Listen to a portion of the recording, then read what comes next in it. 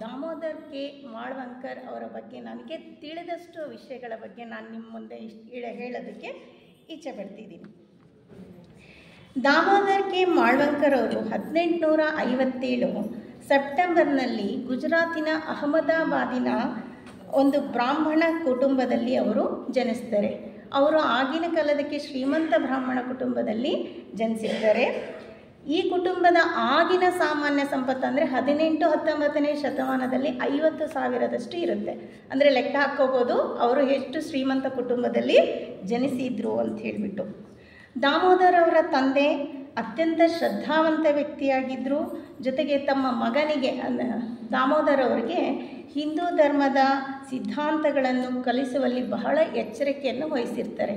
ಅಲ್ಲದೆ ಅವ್ರಿಗೆ ಆಂಗ್ಲ ಭಾಷೆಯಲ್ಲಿ ಶಿಕ್ಷಣವನ್ನು ಕೂಡ ಅವರು ಅಷ್ಟೇ ಮುತುವರ್ಜಿಯಿಂದ ಅವ್ರಿಗೆ ಕೊಡಿಸಿರ್ತಾರೆ.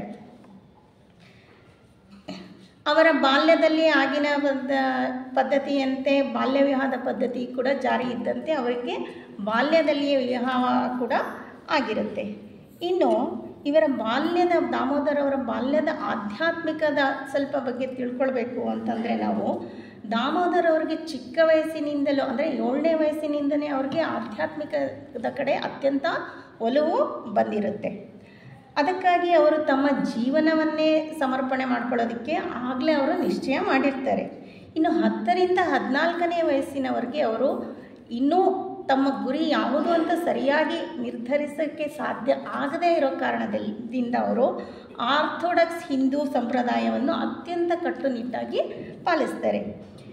ಇನ್ನು ಅವರು ಯಾವ ರೀತಿ ತಮ್ಮ ಆಧ್ಯಾತ್ಮಿಕ ಜೀವನದಲ್ಲಿ ಪಾದಾರ್ಪಣೆ ಮಾಡೋದಕ್ಕೆ 3 ಕಾರಣಗಳು ಅವ್ರಿಗೆ ತುಂಬ ಮುಖ್ಯವಾದಂಥವಾಗಿ ಪ್ರೇರಣೆಯನ್ನು ನೀಡ್ತವೆ. ಅದರಲ್ಲಿ ಮೊದಲನೇದಾಗಿ ಅವರು ಚಿಕ್ಕ ವಯಸ್ಸಿನಲ್ಲಿ ತುಂಬ ಅನಾರೋಗ್ಯಕ್ಕೆ ಈಡಾಗ್ತಾರೆ. ಆಗ ಎಷ್ಟೋ ಕಡೆ ಅವ್ರಿಗೆ ಉಪಚಾರಗಳನ್ನು ಮಾಡೋದಕ್ಕೆ ತೋರಿಸ್ತಾರೆ. ಅನೇಕ ವೈದ್ಯರು ಕೊನೆಗೆ ಏನು ಹೇಳ್ತಾರೆ ಅಂದರೆ ಇಲ್ಲ ಈ ರೋಗಕ್ಕೆ ಯಾವುದೇ ಥರವಾದ ಮದ್ದಿಲ್ಲ ಅಥವಾ ಅವರು ಉಳಿಯೋದೇ ಕಷ್ಟ ಅನ್ನೋ ಮಾಹಿತಿಯನ್ನು ಕೂಡ ಹೇಳಿಬಿಡ್ತಾರೆ.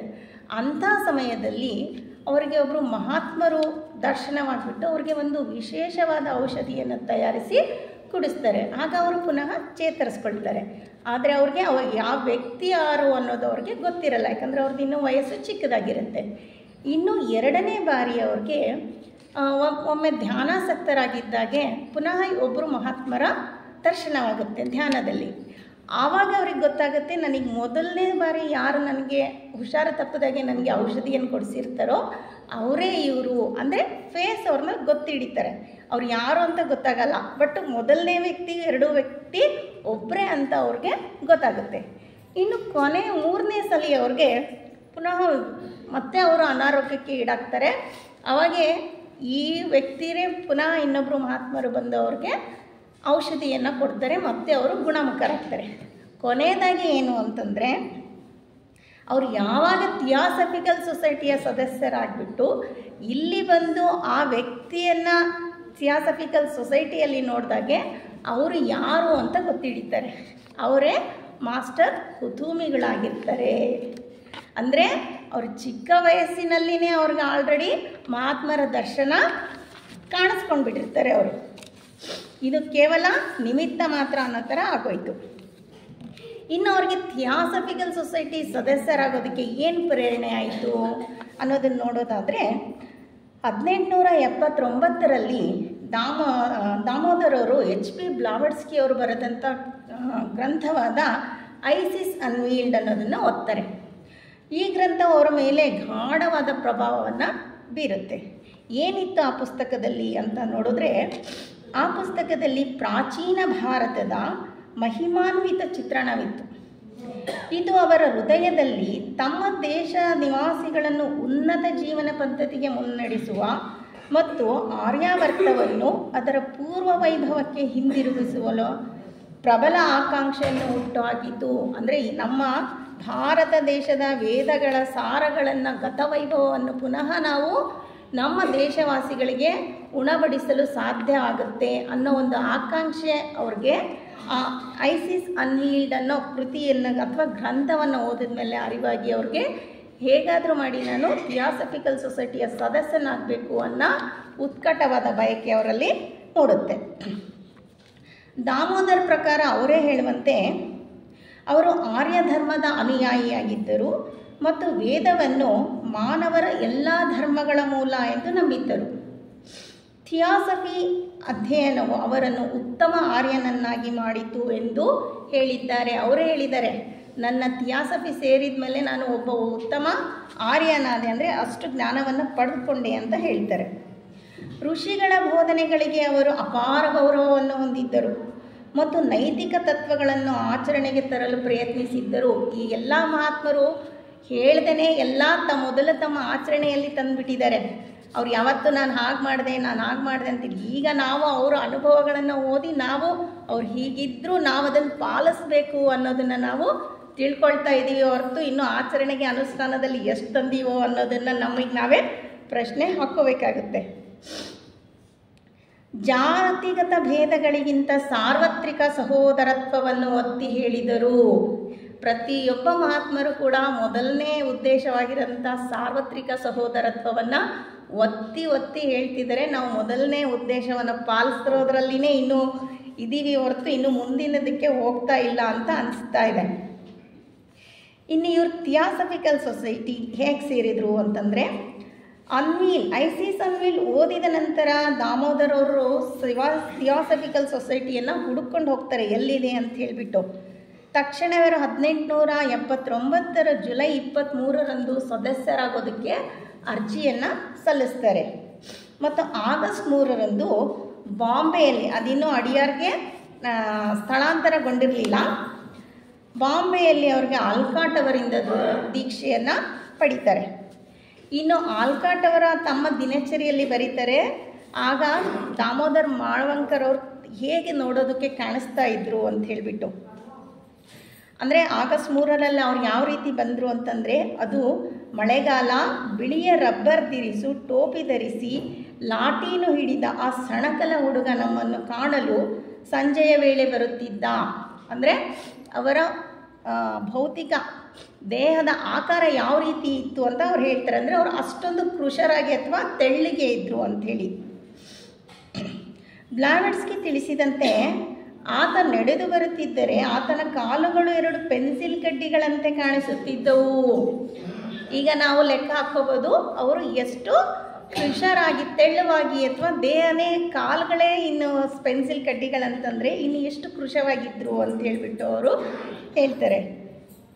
ಮುಂದೆ ಆತನೊಬ್ಬ ಮಹಾತ್ಮನಾಗುವ ನಂಬಿಕೆ ಆಗ ಇರಲಿಲ್ಲ. ಬ್ಲಾವಟ್ಸ್ಕಿ ಇವ್ರಿಗೆ, ಆಲ್ಕಾಟ್ ಅವ್ರಿಗೇ ಅವರೊಬ್ರು ಇಷ್ಟು ಮಹಾತ್ಮರಾಗ್ತಾರೆ ಅಂತ ನಂಬೋದಕ್ಕೇ ಸಾಧ್ಯ ಇಲ್ಲ ನನಗೆ ಅಂತ ಅವರೇ ಬರೀತಾರೆ. ಮುಂದೆ ತಿಳಿಸ್ತಾರೆ, ಆತನದು ಬಾಲಕಿಯಂತಹ ಕೋಮಲ ಶರೀರವಿದ್ದರೂ ನಾನು ಎಬ್ಬಿಸಿ ಮಲಗಲು ಕಳಿಸುವವರೆಗೂ ರಾತ್ರಿ ಇಡೀ ಕುಳಿತು ಬರೆಯುತ್ತಿದ್ದರು. ಅಷ್ಟು ಕೃಶ ದೇಹವಾಗಿದ್ದರೂ ನಾವು ನೋಡಿದ್ರೆ ದೇಹದಲ್ಲಿ ಶಕ್ತಿ ಇಲ್ಲದೆ ಇನ್ನಂಥ ವ್ಯಕ್ತಿ ಕೂಡ ಅವ್ರು ಎದ್ದು ಹೋಗಿ ಮಲಗು ಅಥವಾ ರೆಸ್ಟ್ ತಗೋ ಅನ್ನೋವರೆಗೂ ಅವರು ಕೆಲಸದಲ್ಲಿ ಕಾರ್ಯನಿರತರಾಗಿರ್ತಿದ್ರಂತೆ. ಯಾವ ಮಗುವು ತಂದೆ ತಾಯಿಗೆ ತೋರಿಸದ ವಿಧೇಯತೆ, ಯಾವ ಮಗುವು ಸಾಕು ತಾಯಿಗೆ ತೋರಿಸದ ನಿಸ್ವಾರ್ಥ ಪ್ರೇಮವನ್ನು ಅವರು HPB ಅವರಿಗೆ ತೋರಿಸುತ್ತಿದ್ದರು. ಈಗ ಹುಟ್ಟಿದ ಮಕ್ಕಳೇ ತಮ್ಮ ಪೋಷಕರಿಗೆ ಗೌರವವನ್ನು ಕೊಡೋದಿಲ್ಲ, ಆದರೆ ಆಗಿನ ಕಾಲದಲ್ಲಿ ಅವರು ಅಷ್ಟು ವಿಧೇಯತೆ ಮತ್ತು ಶ್ರದ್ಧೆಯಿಂದ ಅವರ ಮಾತುಗಳನ್ನು ಚಾಚು ತಪ್ಪದೆ ಪಾಲಿಸ್ತಾ ಇದ್ರಂತೆ. ಆಕೆಯ ಅಂದರೆ HPB ಅವರ ಚಿಕ್ಕ ಮಾತು ಅವರಿಗೆ ಆದೇಶವಾಗಿತ್ತು. ಅದನ್ನು ಪಾಲಿಸಲು ತಮ್ಮ ಜೀವನವನ್ನು ತ್ಯಾಗ ಮಾಡಲು ಸಿದ್ಧರಾಗಿದ್ದರು ಎಂದಿದ್ದಾರೆ ಆಲ್ಕಾಟ್ ಅವರು. ಅಂದರೆ ಅವರು ಎಷ್ಟು ಶ್ರದ್ಧಾವಂತರಾಗಿದ್ದರು ಅಂತೇಳ್ಬಿಟ್ಟು ಹೇಳೋದಕ್ಕೆ ಆಲ್ಕಾಟ್ ಅವರು ತಮ್ಮ ದಿನಚರಿಯಲ್ಲಿ ಹೀಗೆ ಬರೆದಿದ್ದಾರೆ. ಬಹುಶಃ ಇವರ ಈ ನಿಸ್ವಾರ್ಥ ಸೇವೆ ಅಥವಾ ಈ ಪರಿಶ್ರಮದ ಕೆಲಸದಿಂದನೇ ಅವ್ರಿಗೇನು ಮಾಡಿದ್ರು ಅಂತಂದರೆ, ಥಿಯಾಸಫಿಕಲ್ ಸೊಸೈಟಿಗೆ ಸೇರಿದ ತಕ್ಷಣವೇ ದಾಮೋದರ್ ಬಾಂಬೆಯಲ್ಲಿ ತಾತ್ಕಾಲಿಕ ಮುಖ್ಯ ಸ್ಥಾನದಲ್ಲಿ ಕೆಲಸ ಮಾಡಲು ಮುಂದೆರಾದರು ಅಥವಾ ಸಿದ್ಧರಾಗ್ತಾರೆ. 1879 ಅಕ್ಟೋಬರಲ್ಲಿ ಸ್ಥಾಪನೆಯಾದ ದಿ ಥಿಯಾಸಫಿಸ್ಟ್ ನಿಯತಕಾಲಿಕ ಸೇವೆಯಲ್ಲಿ ಸೇವೆ ಸಲ್ಲಿಸಲು ಸಿದ್ಧರಾಗ್ತಾರೆ. ದಿ ಥಿಯಾಸಫಿಸ್ಟ್ ನಿಯತಕಾಲಿಕಕ್ಕಾಗಿ ದಾಮೋದರ್ ಅವರು ಅನೇಕ ಲೇಖನಗಳನ್ನು ಬರೀತಾರೆ, ಪುಸ್ತಕ ವಿಮರ್ಶೆಗಳನ್ನು ಬರೀತಾರೆ, ಮುಕ್ತ ಪತ್ರಗಳನ್ನು ಬರೀತಾರೆ. ಕೊಡುಗೆದಾರರ ಪತ್ರಿಕೆಗಳಿಗೆ ಚಿಂತನಶೀಲ ಪ್ರತಿಕ್ರಿಯೆಗಳನ್ನು ಕೂಡ ಬರೀತಾರೆ. ಅವರು ಪ್ರತಿದಿನ ಬೆಳಗ್ಗೆ 5ರಿಂದ ರಾತ್ರಿ 2 ಗಂಟೆಯವರೆಗೂ ಕೆಲಸ ಮಾಡ್ತಾಯಿದ್ರಂತೆ. ಅಂದರೆ ಕೇವಲ 3 ತಾಸು ಅವ್ರಿಗೆ ವಿಶ್ರಾಂತಿ. ನಾವು ಬರೀ 3 ತಾಸು ಉಲ್ಟಾ, ನಾವು 3 ತಾಸು ಕೆಲಸ ಮಾಡ್ತೀವೋ ಇಲ್ವೋ, ಹೇಳ್ಕೊಳ್ಳೋದು ಮಾತ್ರ 30 ಸರಿ ಹೇಳ್ಕೊಳ್ತಾ ಇರ್ತೀವಿ. ಅವರು ಬರೆದ ಪ್ರಮುಖ ಗ್ರಂಥಗಳು ಯಾವುವು ಅಂದರೆ ದ ವೇದಾಂತ ಸಾರ, ಇದರಲ್ಲಿ ವೇದಾಂತಗಳ ಮುಖ್ಯ ತತ್ವಗಳಿದ್ದಾವೆ. ಸಾಂಖ್ಯದ ದ್ರವ್ಯ, ಪುರುಷದ ದ್ವಂದ್ವ, ಒನ್ ಲೈಫ್ ಪರಿಕಲ್ಪನೆಯ ಸಮನ್ವಯಿಸುವ ವಿಶ್ಲೇಷಣೆ ಇದರಲ್ಲಿದೆ. ಶಂಕರ ಅದ್ವೈತ ಮತ್ತು ಎಸೋಟರಿಕ್ ಬೌದ್ಧ ಅರ್ಹತತ್ವದ ತಾತ್ವಿಕ ಏಕಸೂತ್ರವಾದ ಪ್ರತಿಪಾದನೆ, ಇದು ವೇದಾಂತ ಸಾರ ಪುಸ್ತಕದಲ್ಲಿ ಇರೋದು. ಇನ್ನೊಂದು the philosophy and science of Vedantic Rajayoga, ರಾಜಯೋಗದ ತತ್ವಶಾಸ್ತ್ರ ಮತ್ತು ವಿಧಿ ಅನ್ನೋದನ್ನು ಬರೀತಾರೆ. ಕಾಂಟೆಂಪ್ಲೇಷನ್ ಭಾಗ 1 ಭಾಗ 2 ಅಂದರೆ ಧ್ಯಾನಾಭ್ಯಾಸದ ಆಂತರ್ಯಾರ್ಥ ಮತ್ತು ಮಾರ್ಗ ಅನ್ನೋದನ್ನು ಬರೀತಾರೆ. ಇವು ಅವರು ಬರೆದಂಥ ಮುಖ್ಯ ಕೃತಿಗಳಲ್ಲಿ ಕೆಲವೊಂದು ಆಗಿದ್ದಾವೆ. ಇನ್ನು ಅವರು ಚಿಕ್ಕ ವಯಸ್ಸಿನಲ್ಲಿದ್ದಾಗಲೇ ಈಗಾಗಲೇ ಆಧ್ಯಾತ್ಮಿಕಕ್ಕೆ ಅವರು ಒಲವನ್ನು ತೋರಿಸಿದ್ರು ಅಂತ ಹೇಳೋದ್ರಲ್ಲೇ, ಅದ್ರ ಜೊತೆಗೆ ಇವರು ಆಗಿನ ಕಾಲದಲ್ಲಿ ಸಮಾಜದ ಉನ್ನತ ವರ್ಗದ ಬ್ರಾಹ್ಮಣ ಜಾತಿಗೆ ಸೇರಿದವರಾಗಿದ್ದರು. ಅಂದರೆ ಇವರು ಆಧ್ಯಾತ್ಮಿಕ ಜೀವನವನ್ನು ಅಳವಡಿಸ್ಕೊಂಡು ನಾನು ಸನ್ಯಾಸಿ ಆಗ್ತೀನಿ ಅಂತ ಅವ್ರ ತಂದೆ ಹತ್ರ ಅನುಮತಿ ಪಡೀತಾರೆ. ಬಟ್ ಅದ್ರ ಜೊತೆಗೆ ಇವರು ಇನ್ನೂ ಒಂದು ಹೆಜ್ಜೆ ಮುಂದೆ ಹೊರದ್ಬಿಟ್ಟು ತಮ್ಮ ಜಾತಿಯನ್ನೇ ತ್ಯಜಿಸ್ತಾರೆ. ಇದು ಅಷ್ಟೊಂದು ಆಗಿನ ಕಾಲಕ್ಕೆ ಹೋಲಿಸಿದರೆ ಅಷ್ಟು ಸರಳವಾದ ವಿಷಯ ಇದ್ದಿಲ್ಲ. ಅಲ್ಲಿ ಆಗಿನ ಕಾಲದಲ್ಲಿ ಜಾತಿ ಪದ್ಧತಿಗೆ ಎಷ್ಟು ಮಹತ್ವ ಕೊಡ್ತಾಯಿದ್ರು ಅಂತ ನಾವು ಈಗಾಗಲೇ ತಿಳ್ಕೊಂಡಿರ್ತೀವಿ. ಅಂಥದ್ರಲ್ಲಿ ಇವರು ತಮ್ಮ ಜಾತಿಯನ್ನೇ ತ್ಯಜಿಸ್ಬಿಡ್ತಾರೆ. ಅಲ್ಲದೆ 1880ರಲ್ಲಿ ಅವರು ಸಿಲೋನ್ ಅಂದರೆ ಈಗಿನ ಶ್ರೀಲಂಕಾ ದೇಶಕ್ಕೆ HPB ಮತ್ತು ಆಲ್ಕಾಟ್ ಅವರೊಂದಿಗೆ ಹೋಗಿರ್ತಾರೆ. ಅಲ್ಲಿ ಹೋದಾಗ ಅವರು ಬೌದ್ಧ ಧರ್ಮವನ್ನು ಇದು ಆಗಿ ಔಪಚಾರಿಕವಾಗಿ ಸ್ವೀಕರಿಸ್ತಾರೆ. ಈ ನಿರ್ಧಾರ ಏನು ಮಾಡುತ್ತೆ, ಅವರ ಕುಟುಂಬದವರಲ್ಲಿ ಅಥವಾ ಮೊದಲೇ ಅವರು ಹಿಂದೂ ಸಂಪ್ರದಾಯಗಳಾಗಿರ್ತಾರೆ, ಅವರಲ್ಲಿ ತೀವ್ರ ಅಸಮಾಧಾನ, ಅವರ ಕುಟುಂಬಸ್ಥರಲ್ಲಿ ತೀವ್ರ ಅಸಮಾಧಾನವನ್ನು ಮೂಡಿಸುತ್ತೆ. ಅವ್ರು ಹೇಳ್ತಾರೆ, ಇಲ್ಲ ನೀನು ಪುನಃ ಬೌದ್ಧ ಧರ್ಮವನ್ನು ಬಿಟ್ಬಿಟ್ಟು ಹಿಂದೂ ಧರ್ಮಕ್ಕೆ ವಾಪಸ್ ಬಾ ಅಂತ ಹೇಳ್ತಾರೆ. ಆದರೆ ದಾಮೋದರ್ ಅವರು ಅದಕ್ಕೆ ಒಪ್ಕೊಳ್ಳದೆ ನಿರಾಕರಿಸ್ತಾರೆ. ಇದರಿಂದ ಏನಾಯಿತು, ಅವರು ತಮ್ಮ ಕುಟುಂಬಸ್ಥರಿಂದ ವೈರತ್ವವನ್ನು ಕಟ್ಕೊಳ್ಬೇಕಾಗುತ್ತೆ. ಅಲ್ಲದೆ ಅವರೆಲ್ಲ ಕುಟುಂಬಸ್ಥರು ಸೊಸೈಟಿಯಿಂದ ದೂರ ಸರಿದ್ಬಿಡ್ತಾರೆ. ದಾಮೋದರ್ ಅವರು ಆದ್ರೂ ಎದೆಗುಂದದೆ ಏನು ಮಾಡ್ತಾರೆ, ಅವರು ಪೂರ್ವ ನಿರ್ಧರಿತ ವಿವಾಹ, ಅವ್ರ ಪತ್ನಿ ಮುಂಚೆ ಏನಿರ್ತಾರಲ್ವ ಅವರದ್ದು ಜವಾಬ್ದಾರಿ ಇವ್ರ ಮೇಲೆ ಇರೋದಕ್ಕೆ ಅವರು ತಮ್ಮ ವೈಯಕ್ತಿಕ ಆಸ್ತಿಯಾಗಿದ್ದ 50,000ವನ್ನು ಆ ಮಹಿಳೆ ಅಥವಾ ತಮ್ಮ ಹೆಂಡತಿಯ ಹೆಸರಿಗೆ ಬರೆದು ಕೊಡ್ತಾರೆ ಜೀವನ ನಿರ್ವಹಣೆಗಾಗಿ. ಇಲ್ಲಿ ಒಂದು ಮೆಚ್ಚಬೇಕಾದಂದರೆ ಅವ್ರ ಹೆಂಡತಿ ಕೂಡ ಅವರ ಈ ನಿರ್ಧಾರಕ್ಕೆ ಸಮ್ಮತಿಸ್ತಾರೆ. ಅದು ಅಷ್ಟು ಸುಲಭವಾದ ವಿಷಯ ಅಲ್ಲ ಆಗಿನ ಕಾಲದಕ್ಕೆ, ಅದು ಬ್ರಾಹ್ಮಣ ಪದ್ಧತಿಯಲ್ಲಿ. ಇದನ್ನು ನಾವು ಒಪ್ಕೊಳ್ಬೇಕಾಗುತ್ತೆ. ಕೊನೆಗೆ ಅವರು ಏನು ಮಾಡ್ತಾರೆ, ಅವರ ಹೆಂಡತಿಯವರು ತಮ್ಮ ಜೀವಿತ ಅವರು 60 ವರ್ಷ ಬದುಕ್ತಾರೆ. ಆ 60 ವರ್ಷ ಕೂಡ ಅವರು ಸೌಭಾಗ್ಯವತಿಯಾಗಿಯೇ ಬದುಕ್ತಾರೆ. ಅದನ್ನು ನೋಡಿದ್ರೆ 18ನೇ ಶತಮಾನದಲ್ಲಿ ನಮಗೆಲ್ಲ ಗೊತ್ತಿರೋದ್ರಿಂದ ಅಥವಾ ವಿಧವೆ ಅಂತ ಏನಾದರೂ ಗೊತ್ತಾದರೆ ಬ್ರಾಹ್ಮಣ ಪದ್ಧತಿಯಲ್ಲಿ ಎಷ್ಟೊಂದು ಕಟ್ಟುಪಾಡುಗಳನ್ನು ಅವರು ಆಚರಿಸಬೇಕಾಗಿತ್ತು. ಅಂಥದ್ರಲ್ಲೂ ಕೂಡ ಅವರು 60 ವರ್ಷ ಸೌಭಾಗ್ಯವತಿಯಾಗಿಯೇ ಬದುಕ್ತಾರೆ. ಇನ್ನು ಇವರು ಸೊಸೈಟಿಗೆ ದಾಮೋದರ್ ಅವರು ಥಿಯಾಸಫಿಕಲ್ ಸೇರುವ ವಿಶೇಷ ಪ್ರೇರಣೆ ಅವರ ಬಾಲ್ಯದಲ್ಲಿ ಕಂಡಂಥ 3 ಮಹಾನ್ ವ್ಯಕ್ತಿಗಳಂತ ಈಗಾಗಲೇ ನಾನು ತಿಳಿಸಿದೆ. ಅದರಲ್ಲಿ ಅವರು ಕುತುಮಿ ಗುರುಗಳು ಅಂತ ಗುರುತಿಸಿದ್ದೇ ಒಂದು ಮಹತ್ವದ ವಿಷಯವಾಗಿತ್ತು. ಇನ್ನು ಇವರು ಇನ್ನೊಂದು ಸರಿ ಮತ್ತೆ ನವೆಂಬರ್ 1883ರಲ್ಲಿ ದಾಮೋದರ್ ಅವರು ಆಲ್ಕಾಟ್ ಅವರು ಜಮ್ಮು ಮತ್ತು ಕಾಶ್ಮೀರಕ್ಕೆ ಮಹಾರಾಜರ ಅತಿಥಿಗಳಾಗಿ ಇರ್ತಾರೆ. ಅಲ್ಲಿ ಹೋಗಿದ್ದಾಗ ಏನಾಗುತ್ತೆ, ದಾಮೋದರ್ ಅವರು ಕೆಲವು ದಿನಗಳ ಕಾಲ ಕಣ್ಮರೆ ಆಗಿಬಿಡ್ತಾರೆ. ಆಲ್ಕಾಟ್ ಅವ್ರಿಗೆ ಒಂಥರ ಗಾಬರಿ ಆಗಿಬಿಟ್ಟು HPB ಅವ್ರಿಗೆ ಟೆಲಿಗ್ರಾಮ್ ಮಾಡ್ತಾರೆ, ಹಿಂಗೆ ದಾಮೋದರ್ ಅವರು ಕಾಣಿಸ್ತಾನೆ ಇಲ್ಲ, ಎಲ್ಲೋದ್ರು ಏನು ಅಂತ ಗೊತ್ತಾಗ್ತಾ ಇಲ್ಲ ಅಂತ ಹೇಳಿಬಿಟ್ಟು. ಆಗ HPB ಅವರು ಮತ್ತೆ ಉತ್ತರ ಬರೀತಾರೆ, ಇಲ್ಲ ನೀವೇನು ಗಾಬರಿ ಪಡಬೇಡಿ, ಅವ್ರ ಗುರುಗಳ ಹತ್ರ ಹೋಗಿದ್ದಾರೆ, ಹಿಂದಿರುಗಿ ಬರ್ತಾರೆ ಅಂತೇಳ್ಬಿಟ್ಟು ಮರು ಟೆಲಿಗ್ರಾಮನ್ನು ಕಳಿಸ್ತಾರೆ. ಅದರಂತೆ ದಾಮೋದರ್ ಕೆಲಗಳ ದಿನಗಳ ನಂತರ ವಾಪಸ್ ಆಗ್ತಾರೆ. ಅದನ್ನು ಇವರು ಆಲ್ಕಾಟ್ ಅವರೇ ಬರೀತಾರೆ. ಆಗ ಅವರಲ್ಲಿ ತೀವ್ರ ಬದಲಾವಣೆಯಾಗಿದ್ದು ಕಾಣಿಸಿತು. ಹಿಂದಿನ ಸಣಕಲ ಶರೀರ, ನಾಚಿಕೆ ಸ್ವಭಾವ ಹೋಗಿ ಗಾಂಭೀರ್ಯ, ಧೈರ್ಯ, ದೃಢತೆ ಬಂದಿದ್ದು ಈತ ಹಿಂದಿನ ದಾಮೋದರನೇ ಎನ್ನುವಷ್ಟು ಅವರು ಬದಲಾಗಿದ್ದರು. ಮುಂದೆ ಅವ್ರು ಹೇಳ್ತಾರೆ, ಇವರು ಮಹಾತ್ಮರ ಆಶ್ರಮದಲ್ಲಿ ಯಾವುದೋ ತರಬೇತಿ ಪಡೆಯಲು ಹೋಗಿದ್ದಾರೆ ಅಂತ ತಿಳಿಯಿತು ಅಂತ ಹೇಳ್ಬಿಟ್ಟು ಆಲ್ಕಾಟ್ ಅವರು ತಮ್ಮ ದಿನಚರಿಯಲ್ಲಿ ಬರೀತಾರೆ. ಇನ್ನು ಕೊನೆಯದಾಗಿ ಇಷ್ಟಾದಮೇಲೆ ದಾಮೋದರವರು ಹೆಚ್ಚಿನ ಕಾಲದಲ್ಲಿ ಸೇವೆಯನ್ನು ಸಲ್ಲಿಸ್ತಾರೆ. ಅದರ ಜೊತೆಗೆ 1885ರಲ್ಲಿ ಫೆಬ್ರವರಿ 3ರಂದು ಅವರು ಅಡಿಯಾರ್ನಿಂದ ತಮ್ಮ ಮಾಸ್ಟರ್ನ ಅನುಮತಿ ಪಡೆದುಬಿಟ್ಟು ಅವರು ಟಿಬೆಟ್ಗೆ ಹೋಗ್ತಾರೆ. ಅವರ ಅಂತಿಮ ಡೈರಿ ದಾಖಲೆ ಹೀಗಿದೆ. ಅಂದರೆ ಅವರು ಕೊನೆಯವರೆಗೂ ನಾನು ಏನಾದರೂ ಅಂತ ಅದು ಇನ್ನೂವರೆಗೂ ಯಾರಿಗೂ ಗೊತ್ತಿಲ್ಲ, ಒಬ್ಬೊಬ್ಬರು ಒಂದೊಂದು ವಿಚಾರ ಹೇಳ್ತಾರೆ ಅಂತ ಹೇಳ್ತಾರೆ.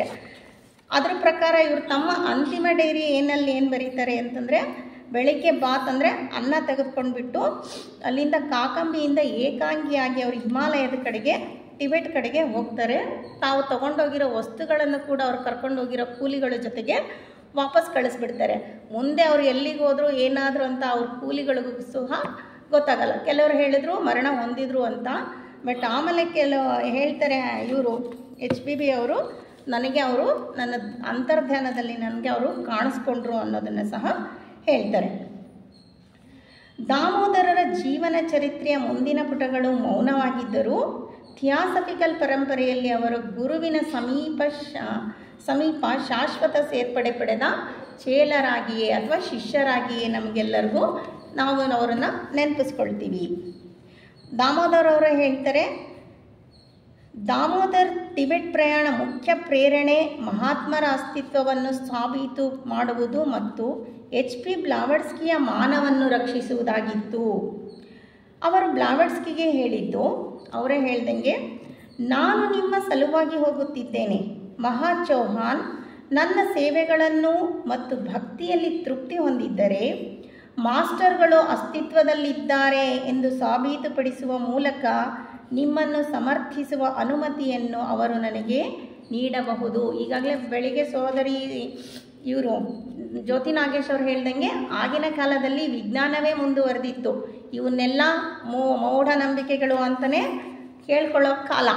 ಆಗ ಅವರು ಅದನ್ನು ಜನ ಏನು ಅಂದ್ಕೊಂಡಿದ್ದಾರೆ ಅನ್ನೋದನ್ನು ತಪ್ಪು, ನೀವು ಬ್ಲಾವಟ್ಸ್ಕಿ ಅವ್ರು ಹೇಳಿರೋದು ಸರಿ ಅಂತ ನಾನು ಪ್ರೂವ್ ಮಾಡೋದಕ್ಕೆ ನಾನು ಹೋಗ್ತಾ ಇದ್ದೀನಿ ಅಂತ ಹೇಳ್ತಾರೆ.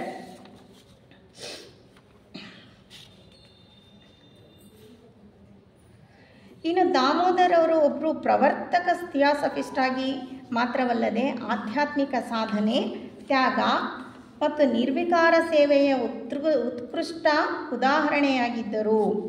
ಅವರ ಜೀವನವು ಸಾಮಾಜಿಕ ಸಂಪ್ರದಾಯಗಳನ್ನು ಮೀರಿ ಸಾರ್ವತ್ರಿಕ ತತ್ವಗಳ ಅನ್ವೇಷಣೆಯಲ್ಲಿ ವೈಯಕ್ತಿಕ ಬಲಿದಾನಗಳನ್ನು ಮಾಡುವ ಧೈರ್ಯವನ್ನು ತೋರಿಸುತ್ತದೆ. ಅವರೆಲ್ಲ ಯಾರು ಹೇಳಿ ತೋರಿಸಲಿಲ್ಲ ಹೊರತು ಅವೆಲ್ಲ ಮಹಾತ್ಮರು ನಮಗೆ ಮಾಡಿಯೇ ತೋರಿಸಿದರು. ಕೃತಿಯಲ್ಲಿ ಆಚರಣೆಯಲ್ಲಿ ತಂದರು ಅಥವಾ ಬರೀ ಬಾಯಿ ಮಾತಿನಿಂದ ಅವರು ಹೇಳಲಿಲ್ಲ. ಇನ್ನು ದಾಮೋದರ್ ಅವರ ಹೇಳಿದಂತೆ ಅವರ ಕೆಲವು ಸಿದ್ಧಾಂತಗಳನ್ನು ಅವನ್ನು ನೋಡೋದಾದರೆ ನಾವು, ಮಾಲ್ವಂಕರ ಕೇಂದ್ರೀಯ ಬೋಧನೆಯು ಸಾರ್ವತ್ರಿಕ ಸಹೋದರತ್ವದ ಸಿದ್ಧಾಂತವಾಗಿದೆ. ಎಲ್ಲರೂ ಈ ಮೊದಲೇ ಹೇಳ್ದಂಗೆ ಪ್ರತಿಯೊಬ್ಬರೂ ಕೂಡ ಸಾರ್ವತ್ರಿಕ ಸಹೋದರದ ಸಿದ್ಧಾಂತವನ್ನೇ ಮೊಟ್ಟ ಮೊದಲು ನಾವು ಪಾಲಿಸಬೇಕು ಅಂತ ಪ್ರತಿಯೊಬ್ಬ ಮಹಾತ್ಮರು ಕೂಡ ನಮಗೆ ಹೇಳಿದ್ದಾರೆ. ಅವರ ಪ್ರಕಾರ ಸಾರ್ವತ್ರಿಕ ಪ್ರೀತಿಯ ಅರಿವಿನಿಂದ ಮಾಯೆಯ ಸಂಕೋಲೆಗಳಿಂದ ಮುಕ್ತಿ ಸಾಧ್ಯವಾಗುತ್ತದೆ. ಅಂದರೆ ನಾವು ಯಾವಾಗ ಎಲ್ಲರೂ ಸಮ, ಎಲ್ಲರನ್ನು ಒಂದೇ ಭಾವ ಅನ್ನೋ ದೃಷ್ಟಿಯಲ್ಲಿ ನೋಡೋದಕ್ಕೆ ಪ್ರಾರಂಭ ಮಾಡ್ತೀವಿ, ಆಗ ನಾವು ನನ್ನದು ಅನ್ನೋ ಸಂಕೋಲೆಗಳಿಂದ ಸ್ವಲ್ಪ ಬಿಡುಗಡೆಯನ್ನು ಹೊಂದುತ್ತಾ ಹೋಗೋದಕ್ಕೆ ಸಾಧ್ಯ ಅಂತ ಹೇಳ್ತಾರೆ. ಈ ಸಿದ್ಧಾಂತವು ಕೇವಲ ಸೈದ್ಧಾಂತಿಕ ಪರಿಕಲ್ಪನೆಯಲ್ಲ, ಬದುಕಿನಲ್ಲಿ ಪ್ರಾಯೋಗಿಕವಾಗಿ ಅನುಸರಿಸಬೇಕಾದ ನಿಯಮವಾಗಿದೆ. ಇದು ಒಂದೇ ಕಡೆ ಎಲ್ಲೋ ಓದಿ ನಾವು ಇದನ್ನು ಕೊಂಡ್ಕೊಳ್ಳೋಕ್ಕೆ ಆಗೋಲ್ಲ. ನಾವು ಪ್ರತಿದಿನ ಪ್ರತಿ ಕ್ಷಣ ಎಚ್ಚರಿಕೆಯಿಂದ ಇದನ್ನು ನಾವು ಆಚರಣೆಯಲ್ಲಿ ತರಬೇಕಾಗುತ್ತೆ. ಸಾರ್ವತ್ರಿಕ ಸಹೋದರತ್ವ ಹೇಗೆ ಬೆಳೆಸ್ಕೊಳ್ಳೋದು ಅಂತ ಮುಂದೆ ಹೇಳ್ತಾ ಅವರು, ನಿಸ್ವಾರ್ಥ ಪರೋಪಕಾರ ಭಾವನೆಯ ಬೆಳವಣಿಗೆಯೇ ಆ ಉದ್ದೇಶಕ್ಕಾಗಿ ದಾಟಬೇಕಾದ ಮಾರ್ಗವಾಗಿದೆ.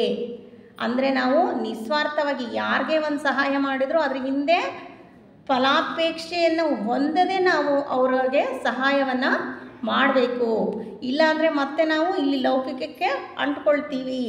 ಯಾವಾಗ ನಾವು ಇದನ್ನು ಅಭ್ಯಾಸ ಮಾಡ್ಕೊಳ್ತೀವೋ ಆವಾಗ ಸಾರ್ವತ್ರಿಕ ಸಹೋದರತ್ವ ಅನ್ನೋ ಭಾವನೆಯನ್ನು ಸ್ವಲ್ಪ ಸ್ವಲ್ಪ ನಾವು ಬೆಳೆಸ್ಕೊಳ್ಬೋದು ಅನ್ನೋದನ್ನು ಹೇಳ್ತಾರೆ.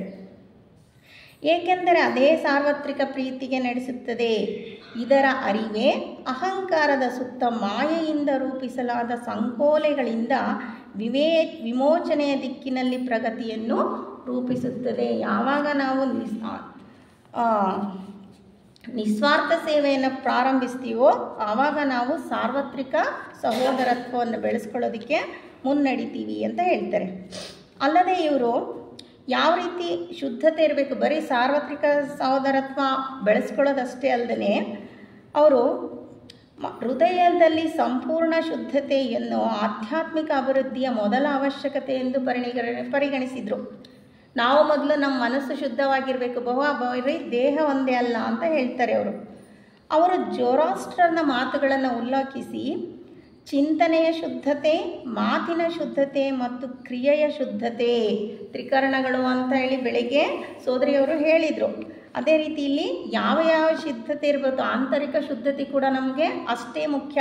ಮುಂದುವರಿಯಬೇಕಂತಂದರೆ ಚಿಂತನೆಯಲ್ಲಿ ಶುದ್ಧತೆ ಇರಬೇಕು. ಬೇರೆಯವ್ರ ಬಗ್ಗೆ ಕೆಟ್ಟ ಆಲೋಚನೆಗಳು, ಚಿಂತನೆಗಳು ನಮ್ಮಲ್ಲಿ ಬರಬಾರ್ದು. ಅದನ್ನು ಎಚ್ಚರಿಕೆಯಿಂದ ಪ್ರತಿ ಕ್ಷಣ ನಾವು ಇರಬೇಕು. ಮಾತಿನ ಶುದ್ಧತೆ, ಬೇರೆಯವರ ಬಗ್ಗೆ ಅವಹೇಳನಕಾರಿ ಅಥವಾ ಬೇಸರ ಆಗುವಂಥ ಮಾತುಗಳನ್ನು ಆಡಬಾರ್ದು. ಮತ್ತು ನಾವು ಮಾಡುವ ಪ್ರತಿಯೊಂದು ಕ್ರಿಯೆ ಶುದ್ಧತೆಯಿಂದ ಕೂಡಿರಬೇಕು. ಬೇರೆಯವ್ರಿಗೆ ನಷ್ಟವನ್ನು ಮಾಡುವಂಥ, ಕೆಟ್ಟದನ್ನು ಮಾಡುವಂಥ ಕ್ರಿಯೆಗಳನ್ನು ಯಾವುದು ಮಾಡಬಾರ್ದು ಅಂತ ಹೇಳ್ತಾರೆ. ಸಾಮಾನ್ಯ ಮಟ್ಟದ ಮೇಲೆ ಏಳಲು ಮತ್ತು ದೇವರುಗಳನ್ನು ಸೇರಲು ಅಗತ್ಯವಾದ ಮೂಲಭೂತ ಅಂಶಗಳು ಈ 3 ಶುದ್ಧತೆಗಳು, ಕ್ರಿಯೆಗಳು ಅಂತೇಳಿ ಮಾಲ್ವಂಕ್ ಅವರವರು ಹೇಳ್ತಾರೆ. ಇನ್ನು ರಾಜಯೋಗ ಮತ್ತು ಧ್ಯಾನದ ಬಗ್ಗೆ ಅವರ ಸ್ವಲ್ಪ ಪರಿಕಲ್ಪನೆ ಸ್ವಲ್ಪ ವಿಭಿನ್ನತೆಯಿಂದ ಕೂಡಿದ್ದಾಗಿದೆ. ಅವರ ಪ್ರಕಾರ ರಾಜಯೋಗದ ಪರಿಕಲ್ಪನೆ ಸಾಂಪ್ರದಾಯಿಕ ಭೌತಿಕ ಮುದ್ರೆಗಳು ಮತ್ತು ಆಸನಗಳನ್ನು ತಿರಸ್ಕರಿಸುತ್ತವೆ. ಅವ್ರು ಹೇಳೋದೇನೆಂದರೆ, ನಾವೀಗ ರಾಜಯೋಗ ಮಾಡೋದಂದರೆ ಯಾವುದೋ ಒಂದು ಭಂಗಿಯಲ್ಲಿ ಅಥವಾ ಯಾವುದೋ ಒಂದು ಸ್ಥಳದಲ್ಲಿ ನಾವು ಎಷ್ಟೊತ್ತು ಕೂತ್ಕೊಂಡು ಅದೇ ಭಂಗಿ ಇದೇ ಇದು ಅಂದರೆ ಕಂಪಲ್ಸರಿ ನೀವು ಇದನ್ನೇ ಪ್ರಾಕ್ಟೀಸ್ ಮಾಡಿ, ಹೀಗೆ ಮಾಡಿ ಅಂತ ಹೇಳೋದನ್ನು ಅವರು ಒಪ್ಪಲಿಲ್ಲ. ಅವರ ಪ್ರಕಾರ ನಿಜವಾದ ರಾಜಯೋಗವು ಮಾನಸಿಕ ಯೋಗವಾಗಿದೆ. ಇದು ಆಂತರಿಕ ಮನುಷ್ಯನೊಂದಿಗೆ ವ್ಯವಹರಿಸುತ್ತದೆ. ಬಾಹ್ಯ ರೂಪದಲ್ಲಿ ನೀವು ಯಾವ ಪೊಸಿಷನಲ್ಲಿ ಕೂತ್ಕೊಂಡ್ರಿ, ಎಷ್ಟು ತಾಸು ಕೂತ್ಕೊಂಡ್ರಿ, ಹೇಗೆ ಮಾಡಿದ್ರಿ ಅನ್ನೋದು ಮುಖ್ಯ ಅಲ್ಲ. ನೀವು ಮಾಡೋ ಯೋಗವು ನಿಮ್ಮ ಮಾನಸಿಕ ಯೋಗವಾಗಿರಬೇಕು ಅನ್ನೋದನ್ನು ಅವರು ಒತ್ತಿ ಹೇಳ್ತಾರೆ. ಮುಂದುವರಿಸ್ತಾ, ರಾಜಯೋಗವು ಯಾವುದೇ ಶಾಮ್ಗಳನ್ನು ಪ್ರೋತ್ಸಾಹಿಸುವುದಿಲ್ಲ, ಯಾವುದೇ ಭೌತಿಕ ಮುದ್ರೆಗಳ ಅಗತ್ಯವಿಲ್ಲ. ಇದು ಚಿಂತನೆಯ ಜಗತ್ತಿನಲ್ಲಿ ವಾಸಿಸುವ ಆಂತರಿಕ ಮನುಷ್ಯನೊಂದಿಗೆ ವ್ಯವಹರಿಸುತ್ತದೆ ಅಂತ ಹೇಳ್ತಾರೆ. ಮತ್ತು ಧ್ಯಾನದ ಬಗ್ಗೆ ಹೇಳ್ತಾ, ಧ್ಯಾನದ ಸಾಮಾನ್ಯ ತಪ್ಪು ತಿಳುವಳಿಕೆಗಳನ್ನು ಅವರು ಟೀಕಿಸ್ತಾರೆ. ಅವರ ಪ್ರಕಾರ ಧ್ಯಾನವು ಕೇವಲ ಒಂದು ದಿನಗಳಲ್ಲಿ ಅಥವಾ ಒಂದು ರೂಮಿನಲ್ಲಿ ತಾಸುಗಟ್ಟಲೆ ಕಣ್ಣು ಮುಚ್ಕೊಂಡು ಮೂಗು ಮುಚ್ಕೊಂಡು ಕೂತ್ಕೊಂಡು ಮಾಡೋದಲ್ಲ, ಅಥವಾ ಗೋಡೆ ಮೇಲೆ ಯಾವುದೋ ಒಂದು ಚುಕ್ಕಿಯನ್ನು ದೃಷ್ಟಿ ಇಟ್ಟು ನೋಡೋದಾಗಲಿ ಅದು ಧ್ಯಾನ ಅನಿಸ್ಕೊಳ್ಳಲ್ಲ ಅಂತ ಹೇಳ್ತಾರೆ. ಬಟ್ ನಮ್ಮ ಆರಂಭಿಕ ನಾವು ಸಾಧನೆ ಮಾಡೋರಿಗೆ ಅದು ಸ್ವಲ್ಪ ದಿನ ಬೇಕಾಗುತ್ತೆ. ನಾವು ಡೈರೆಕ್ಟಾಗಿ ಆ ಮಟ್ಟಕ್ಕೆ ಹೋಗೋದು ಕಷ್ಟ ಆಗುತ್ತೆ. ಅದನ್ನೇ ನೀವು ಹಿಡ್ಕೊಂಡು ಅಷ್ಟಕ್ಕೆ ಸೀಮಿತ ಆಗಬೇಡಿ ಅನ್ನೋದನ್ನು ಕೂಡ ಅವರು ಹೇಳ್ತಾರೆ. ಯೋಗ ವಿದ್ಯೆಯ ಅಭ್ಯಾಸಿಯು ಏನನ್ನು ಬಯಸುತ್ತಾನೆ ಎಂದರೆ, ಕ್ರಮೇಣವಾಗಿ ಸ್ಥೂಲದಿಂದ ಮುಂದಿನ ಹೆಚ್ಚು ಸೂಕ್ಷ್ಮವಾದ ಶರೀರಕ್ಕೆ ತನ್ನನ್ನು ವರ್ಗಾವಣೆ ಮಾಡುವುದರ ಮೂಲಕ ಮುಕ್ತಿ ಪಡೆಯುವುದು. ಮಾಯೆಯ ಎಲ್ಲ ಪದರಗಳು ಕ್ರಮವಾಗಿ ತೆಗೆದುಹಾಕಲ್ಪಟ್ಟು ಅವನ ಆತ್ಮವು ಪರಮಾತ್ಮನೊಂದಿಗೆ ಒಂದಾಗುವವರೆಗೆ ನೀವು ಧ್ಯಾನವನ್ನು ಮಾಡ್ತಾ ಇರಬೇಕು. ನನಗೆ ಧ್ಯಾನ ಆಗಿಬಿಡ್ತು, ನಾನೀಗ ಧ್ಯಾನಾಸಕ್ತನ ಯಾವಾಗಂದರೆ ಅವಾಗ ಆಗ್ಬೋದು ಅನ್ನೋದನ್ನು ನೀವು ಅದಕ್ಕೆ ಕೊನೆಯೇ ಇಲ್ಲ ಅಂತ ಹೇಳ್ತಾರೆ. ನೀವು ಬಾಹ್ಯದಿಂದ ಆಂತರಿಕವಾಗಿ ನೀವು ಗುರಿ ಮುಟ್ಟೋದಕ್ಕೆ ಪ್ರಯತ್ನ ಪಡಿ ಅಂತ ಹೇಳ್ತಾರೆ. ಇನ್ನು ಯಾವ ರೀತಿ ಇರಬೇಕು ಧ್ಯಾನ ಅಂತ ಹೇಳಿದ್ರೆ, ನಿಜವಾದ ಧ್ಯಾನವು ಅವಿರತ ಅಂದರೆ ನಿರಂತರವಾದ ಪ್ರಕ್ರಿಯೆ ಆಗಿದೆ. ಅದನ್ನು ನಾನು ಇವತ್ತು ಮಾಡಿದೆ ನಾಳೆ ಬಿಟ್ಟೆ ಅಥವಾ ಈಗ ಬೆಳಿಗ್ಗೆ ಮಾಡ್ತೀನಿ ಸ್ವಲ್ಪ ಸಂಜೆ ಮಾಡ್ತೀನಿ ಅನ್ನೋದಲ್ಲ ಅಂತ ಅವ್ರು ಹೇಳ್ತಾರೆ. ಭೌತಿಕ ದೇಹಕ್ಕೆ ರೋಗದ ಪ್ರವೇಶವನ್ನು ತಡೆಯಲು ನಿರಂತರ ಗಮನ ಬೇಕಾಗುವಂತೆ, ಅಂದರೆ ನಾವು ಯಾವ ರೀತಿ ನಮ್ಮ ಆರೋಗ್ಯವನ್ನು ಕಾಪಾಡ್ಕೊಳ್ತೀವಿ, ಸ್ವಲ್ಪ ಏನಾದರೂ ಅದಕ್ಕೆ ಆದರೆ ಔಷಧಿ ಅದು ಇದು ತಗೊಳ್ತೀವೋ ಅದೇ ರೀತಿಯಾಗಿ ಆಂತರಿಕ ಮನುಷ್ಯನಿಗೂ ಯಾವುದೇ ಸಚೇತನ ಅಥವಾ ಅಸಚೇತನ ಚಿಂತನೆಯು ಅವನ ಪ್ರಗತಿಗೆ ಅಸೂಕ್ತವಾದ ಪರಮಾಣುಗಳನ್ನು ಆಕರ್ಷಿಸದಂತೆ ಅವಿರತ ನಿಗಾ ಅಗತ್ಯವಿದೆ. ಆಂತರಿಕವಾಗಿ ಕೂಡ ನಮ್ಮ ಸಾಧನೆಗೆ ಯಾವುದೇ ರೀತಿಯ ಅಡೆತಡೆಗಳು ಬರದಂತೆ ನಾವು ನೋಡ್ಕೊಳ್ಬೇಕು ಅಂತ ಕೂಡ ಅವರು ಹೇಳ್ತಾರೆ. ಇನ್ನು ಬಿಳಿ ಮತ್ತು ಕಪ್ಪು ಮಾಯಾವಿಯ ವಿಧಾನಗಳ ಬಗ್ಗೆ ಹೇಳ್ತಾ ಅವರು, ಬಿಳಿ ಮಾಯಾವಿ ವಿಧಾನವನ್ನು ಶುದ್ಧ ಮತ್ತು ನಿಸ್ವಾರ್ಥವಾದ ಆಧ್ಯಾತ್ಮಿಕ ಅಭ್ಯಾಸವನ್ನು ಪರಿಗಣಿಸಿದರು. ಇದು ಸಾರ್ವತ್ರಿಕ ಹಿತಕ್ಕಾಗಿ ಕೆಲಸ ಮಾಡುವ ಮತ್ತು ಮಾನವೀಯತೆಯ ಏಳಿಗೆಗೆ ಅರ್ಪಣೆ ಮಾಡುವ ಮಾರ್ಗವಾಗಿದೆ. ಯಾವುದು? ಬಿಳಿಯ ಮಾಯಾವಿ ವರ್ಗ. ಅಂದರೆ ಈಗೇನು ನಾವು ಸತ್ಸಂಗದಿಂದ ಎಲ್ಲರಿಗೂ ಒಳ್ಳೆಯದಾಗಲಿ ಅನ್ನೋ ಇದನ್ನು ಮಾಡ್ತೀವಲ್ಲ, ಅದು ಬಿಳಿಯ ಮಾಯಾವಿ ವಿಧಾನ ಅಂತ ಹೇಳ್ತಾರೆ. ಇನ್ನು ಕಪ್ಪು ಮಾಯಾವಿ ವಿಧಾನ ಅಂತಂದರೆ ಈಗ ಮಾಂತ್ರಿಕರು ಅದೆಲ್ಲ ದುಷ್ಟಶಕ್ತಿಗಳನ್ನು ಯಾರು ಆಹ್ವಾನ ಮಾಡಿಬಿಟ್ಟು ಇದು ಮಾಡ್ತಾರಲ್ಲ, ಅದು ಕಪ್ಪು ಮಾಯಾವಿ ವಿಧಾನ. ನೀವು ಅದಕ್ಕೆ ಹೋಗಬೇಡಿ, ಅದರ ಹತ್ತಿರ ಅಥವಾ ನೆರಳಿನ ಸಹೋದರರಿಂದ ನೀವೆಲ್ಲ ದೂರ ಇರಿ ಅಂತ ಕೂಡ ಅವರು ಎಚ್ಚರಿಕೆಯನ್ನು ನೀಡ್ತಾರೆ.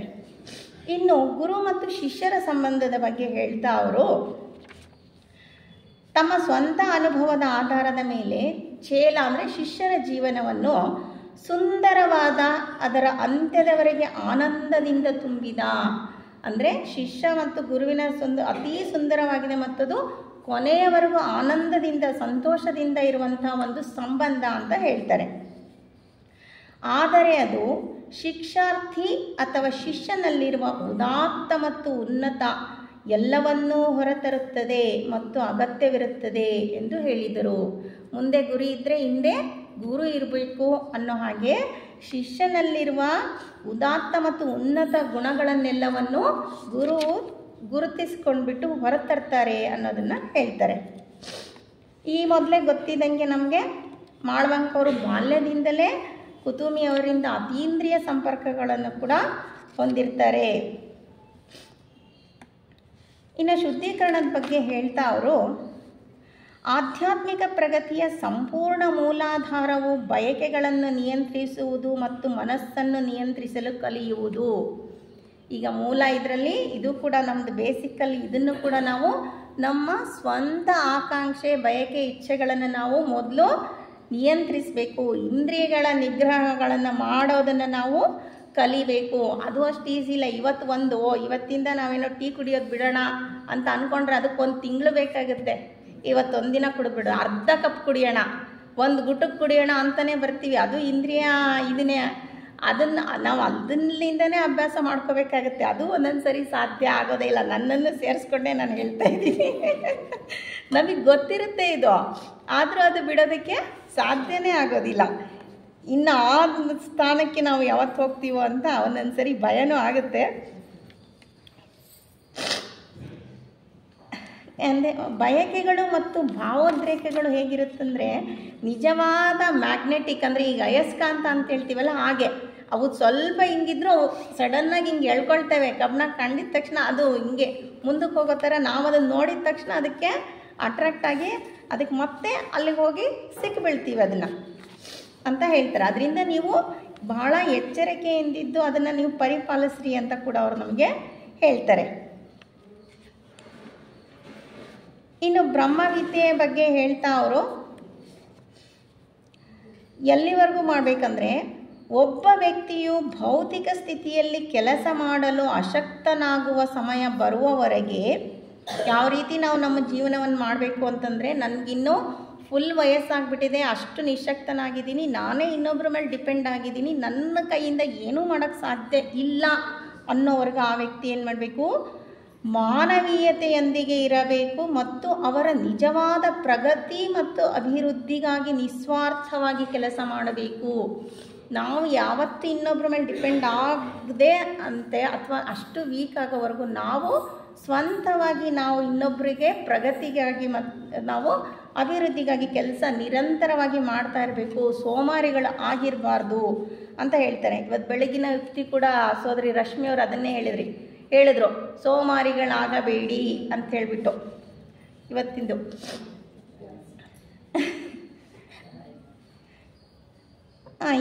ಅಂತ ಹೇಳ್ತಾರೆ ಅವರು.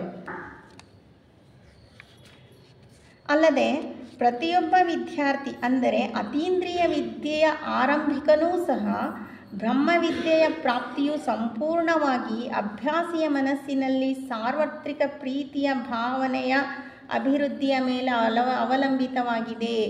ಎಲ್ಲಿವರೆಗೂ ನಾವು ನಮ್ಮದು ನಂದು ಅನ್ನೋದನ್ನು ಬಿಡೋಲ್ಲ, ನಾವು ಸಾರ್ವತ್ರಿಕ ಪ್ರೀತಿ ನನಗೆ ಬಂದುಬಿಟ್ಟಿದೆ ಅಂತ ನಾವು ಅಂದ್ಕೊಳ್ಳೋಕ್ಕಾಗೋದೇ ಇಲ್ಲ. ನಾವು ಅದು ಬಂದಾಗೆ ನೀನು ಎಲ್ಲೋ ಒಂದು ಕಡೆ ಸಾಧನೆಯನ್ನು ಮಾಡಿದೀಯಾ ಅನ್ನೋದು ನಿನಗೆ ಗೊತ್ತಾಗುತ್ತೆ ಅಂತ ಕೂಡ ಹೇಳಿದ್ದಾರೆ. ಈ ರೀತಿಯಾಗಿ ಮಾಳವಂಕವರ ಬೋಧನೆಗಳು ವೇದಾಂತ, ಬೌದ್ಧ ಧರ್ಮ ಮತ್ತು ಪ್ರಾಚೀನ ಆರ್ಯ ತತ್ವಶಾಸ್ತ್ರಗಳಿಂದ ಆಳವಾಗಿ ಪ್ರೇರಿತವಾಗಿದೆ. ಅವರು ಭಗವದ್ಗೀತೆ ಮತ್ತು ಉಪನಿಷತ್ತುಗಳ ಸಿದ್ಧಾಂತಗಳನ್ನು ಥಿಯಾಸಫಿಯ ಸಾರ್ವತ್ರಿಕ ಸಂದೇಶದೊಂದಿಗೆ ಸಮಗ್ರವಾಗಿ ನಮಗೆ ಉಣಬಡಿಸಿದ್ದಾರೆ. ಮಾವಲಂಕವರ ಬೋಧನೆಗಳು ಇಂದಿಗೂ ಪ್ರಸ್ತುತವಾಗಿವೆ, ಏಕೆಂದರೆ ಮಹಾತ್ಮರು ನಿರ್ದೇಶಿಸಿದ ಮೂಲ ಮಾರ್ಗಗಳಿಂದ ಅವರು ವಿಚಲಿತ ಆಗಲಿಲ್ಲ. ಅಂದರೆ ಬೇರೆ ಬೇರೆ ದಾರಿಗಳನ್ನು ಮಾಡಲಿಲ್ಲ. ಅವರು ವೇದಗಳ ಸಿದ್ಧಾಂತಗಳನ್ನು, ಉಪನಿಷತ್ತುಗಳ ಸಿದ್ಧಾಂತಗಳ ಸಾರವನ್ನು ಸಹ ಥಿಯಾಸಫಿಯಲ್ಲಿ ಸೇರಿಸಿಕೊಂಡು ಅವರು ನಮಗೆ ತಿಳಿಸಿದರು. ನಿಜವಾದ ಥಿಯಾಸಫಿ ಹಳೆಯದಾಗುವುದಿಲ್ಲ ಎಂಬ ಕಾರಣದಿಂದ ಅವರ ಬರಹಗಳು ಇಂದಿಗೂ ಸಹ ಆಧುನಿಕವಾಗಿ ನಮಗೆ ಹೊಸದರಂತೆ ಕಾಣಿಸ್ತವೆ. ದಾಮೋದರ್ ಕೆ ಮಾಲ್ವಂಕರ್ ಅವರ ತಾತ್ವಿಕ ಚಿಂತನೆಗಳು ಮತ್ತು ಥಿಯಾಸಫಿಕಲ್ ಬೋಧನೆಗಳು ಆಧ್ಯಾತ್ಮಿಕ ಸಾಧನೆಯ ಸಮಗ್ರ ಮಾರ್ಗವನ್ನು ಪ್ರಸ್ತುತಪಡಿಸುತ್ತವೆ.